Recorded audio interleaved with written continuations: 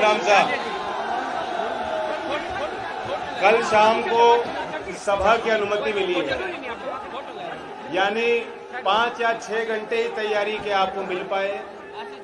और शायद कभी 23 दिसंबर को किसान दिवस पर यहाँ कार्यक्रम हुआ था, उस रिकॉर्ड को भी आपने तोड़ दिया।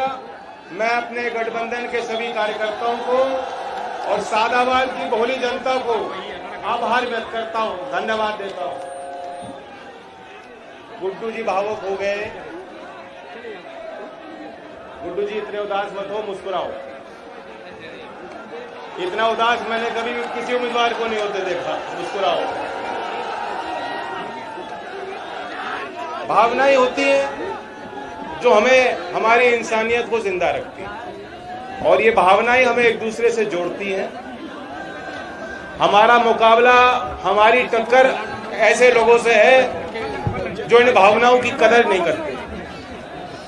हमारा खून है, वे लाल है, रगों में पानी नहीं, खून है, गर्म है, बहता है। हमारा दिल धड़कता है एक दूसरे के लिए।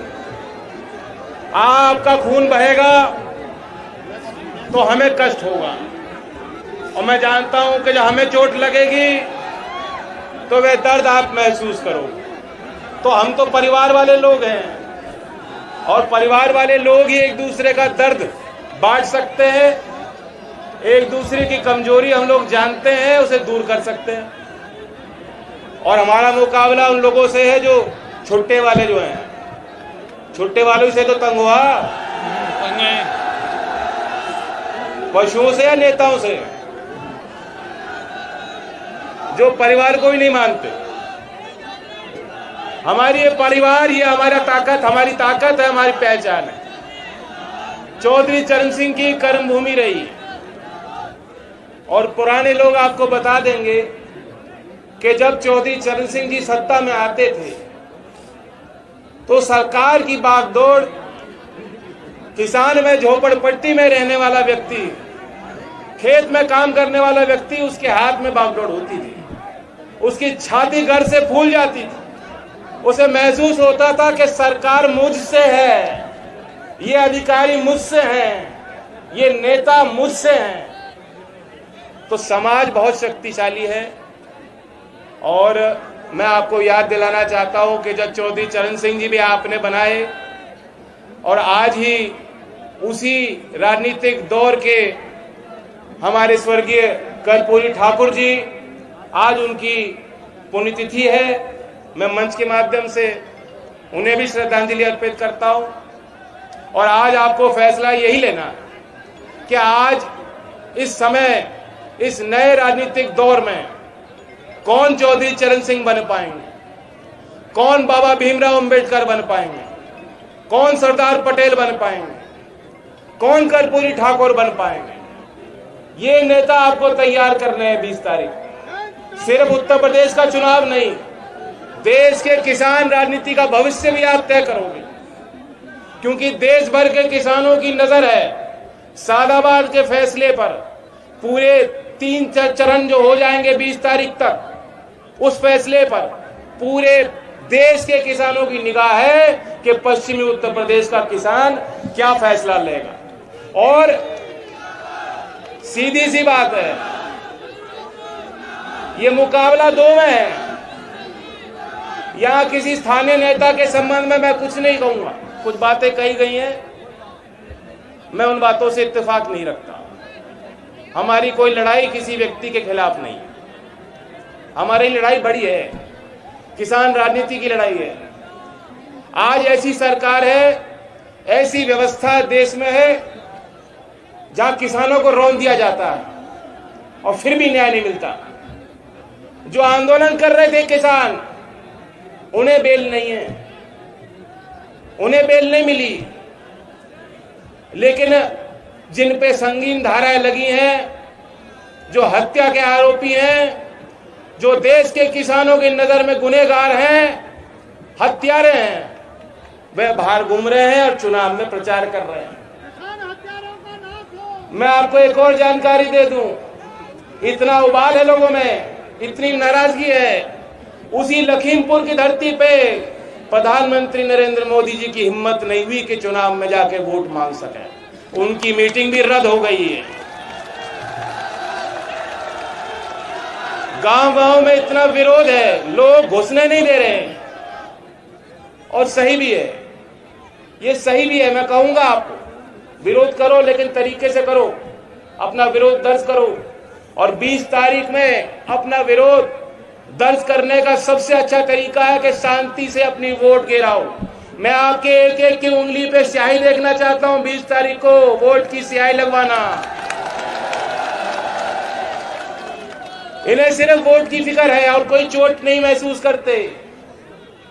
और ये झूठ का भी मुकाबला आपको करना है। झूठ भी बड़े तरीके से बोलते हैं, कोई मुकाबला नहीं कर सकता इनसे। अब आप बताइए, यूपी की रोडवे बस भी कह रहे हवा में चलेगी। हमारे तो रास्तों में इतने गड्ढे हैं सड़कों में, तो कूद कूद के तो चलती है बस। अगर आप सही फैसला लोगे तो बस की सबसे पहली सवारी होगी योगी आदित्यनाथ की, लखनऊ टू गोरखपुर। टिकट मैं खरीद कर दूंगा उनको।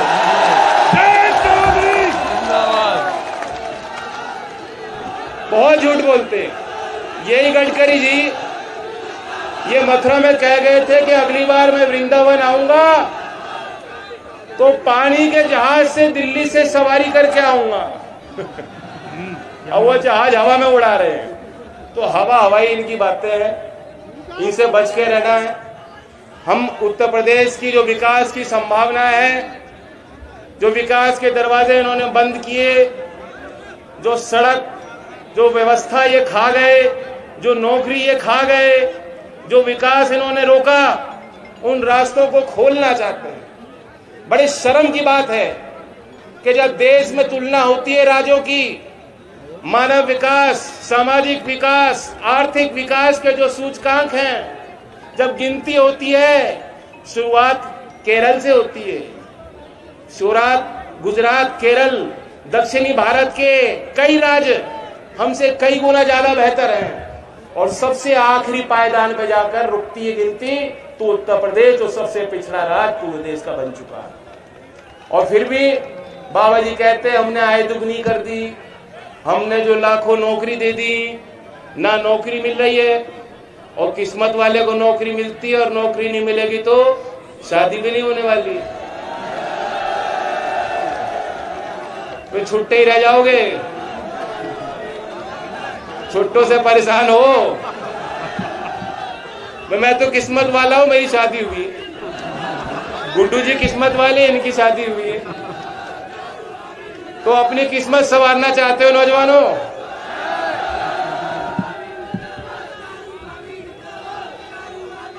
चारू को बताऊंगा, वो आई नहीं, लेकिन नारा उसका ज्यादा किया है।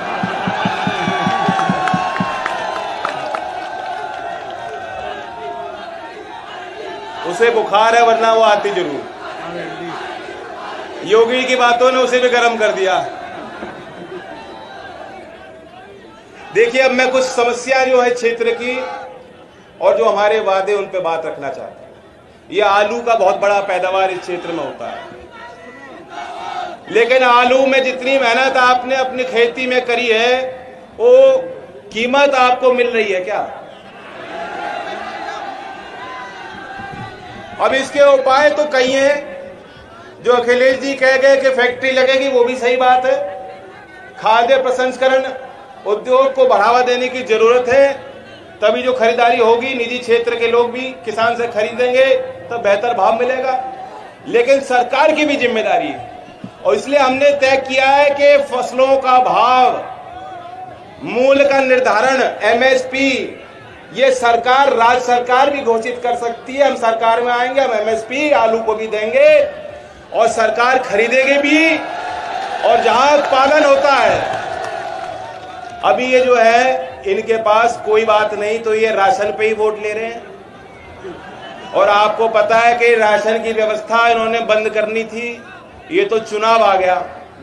अभी जो केंद्र का बजट आया है, उन्होंने उसमें पैसा काट दिया है। इनकी कोई मंशा फ्री के राशन देने की आगे नहीं है। लेकिन हमारी सरकार बनेगी तो गरीब परिवारों को जो आज राहत मिल रही है, उस राहत को हम बरकरार रखेंगे। और यही नहीं, उस राशन व्यवस्था में जैसा मैं कह रहा था, जहां आलू उत्पाद होता है तो आलू को भी जोड़ेंगे, ताकि उस फ्री के राशन में आलू और पौष्टिक आहार, चाहे सरसों का तेल हो, चाहे घी देना हो, वो पोषण पूरा गरीब परिवारों को दिया जाएगा। ये गठबंधन की सरकार का फैसला है। दूसरी बड़ी बात है, वो सभी सरकार में शामिल लोग, सरकार में जो तंत्र है, जो काम करता है, जो सेवा करता है, ये जो वर्दी पहने हमारे पुलिसकर्मी, ये सर उठा के काम करना चाहते हैं। देश को इन पे गर्व होना चाहिए, आपको इन पे गर्व होना चाहिए। ये कुछ करने के लिए इन्होंने नौकरी ली है, मेहनत करके इनको नौकरी मिली है। आज क्या व्यवस्था है, योगी जी ने इनका इस्तेमाल करने की कोशिश की, कहा ठोको, इनकी परंपराओं को बिगाड़ा, लेकिन ये पुलिस के संस्कार नहीं है। चौधरी चरण सिंह ने पहला देश में राष्ट्रीय पुलिस आयोग का निर्माण किया था, चौधरी चरण सिंह ने किया था। और मैं इनको वादा कर रहा हूं, जो सरकारी तंत्र है, जो कर्मचारी हैं, पुरानी पेंशन, वो भी बात आपकी मानी गई है, और जो पुलिस तंत्र है, जो वर्दी है, वर्दी की शान आपको पूरी तरह से हम देंगे। एक सप्ताह में एक दिन छुट्टी और पेंशन और जो भत्ता मिलते हैं, जो आज सरकार ने कटौती की, उसे हम खत्म करेंगे। समय पे नई भर्ती होगी। पुलिस वालों के लिए ताली बजाओ, जोर से नहीं बजा रहे,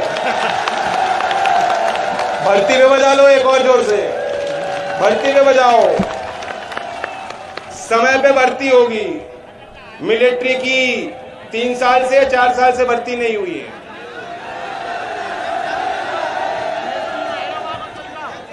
ये पाकिस्तान के नाम पे वोट लेना चाह रहे हैं और नौकरी देना नहीं चाह रहे।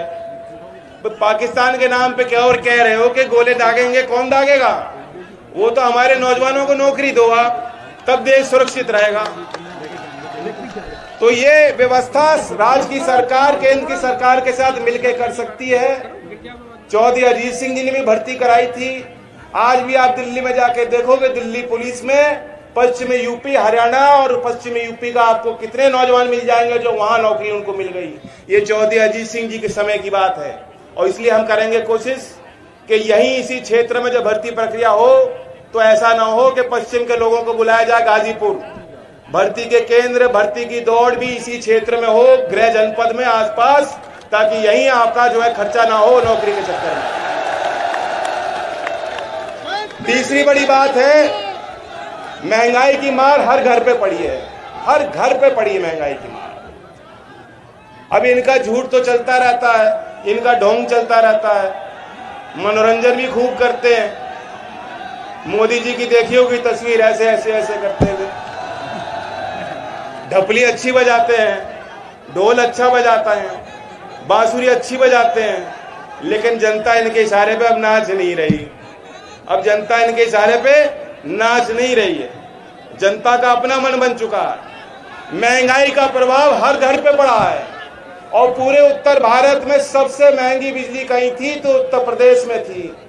पूरे 4.5-5 साल आपसे वसूली की गई। मैं यहाँ टुंडला से होके आ रहा हूँ और टुंडला के क्षेत्र के एक गांव में एक किसान ने अभी आत्महत्या कर ली, 35 साल का किसान। क्यों करी आत्महत्या? 2 लाख का बिजली का बकाया था, 1.5 लाख का बैंक का ऋण था और 35 साल कोई उम्र नहीं होती, 35 साल कोई उम्र नहीं होती टूटने की। पूरा जीवन उनका पड़ा था, लेकिन जो भी कारण थे वे कष्ट उनसे झेले नहीं गए। उन्होंने कमजोर फैसला लिया और आत्महत्या कर ली। लेकिन सच्चाई ये है कि ऐसी पीड़ा घर घर में है, ऐसे कष्ट घर घर में है। पूरे 5 साल महंगी बिजली, मुझे लगता है कि बिजली का बिल आता है तो आपके यहाँ करंट लग जाता है, कैसे चुकाओगे? और इसलिए गठबंधन की सरकार ने फैसला लिया कि 300 यूनिट सबका बिल माफ, 300 यूनिट बिजली फ्री। और जब से बिजली हम लोगों ने शुरुआत की, बीजेपी वाले भी बिजली कर रहे हैं। बट इनका ट्रांसफॉर्मर बच रहा है क्या? फूक गया, फूके हुए ट्रांसफॉर्मर है, लाइन भी कट गई। हैं, खंबे भी नहीं है।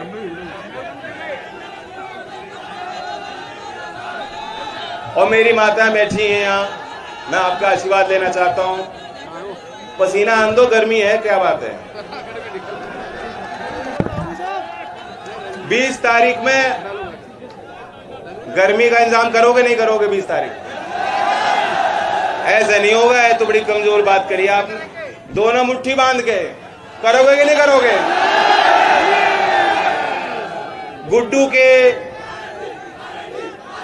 गुड्डू के बारे में मैं इतना ही कहूंगा, साहसी हैं, बहुत मेहनत करी है। और मैं परसों जब आया था तो उनका गला खराब हो चुका, आवाज नहीं निकल रही थी। लेकिन ये आपका प्यार है और जोश है, आज इस भीड़ को देख के जो है धड़ाधड़ बोलने लगे। आप इन्हें आशीर्वाद दो कि शेर की तरह विधानसभा में आपके लिए दहाड़े हैं। ऐसा आशीर्वाद दो 20 तारीख में कि गुड्डू चौधरी शेर की तरह लखनऊ में विधानसभा में दहाड़े हैं।